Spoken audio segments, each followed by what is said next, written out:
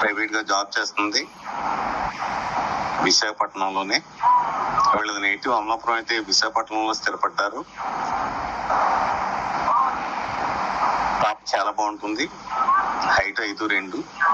వీళ్ళ తండ్రి గారు నేను బెస్ట్ ఫ్రెండ్స్, మంచి సాంప్రదాయ ఫ్యామిలీ.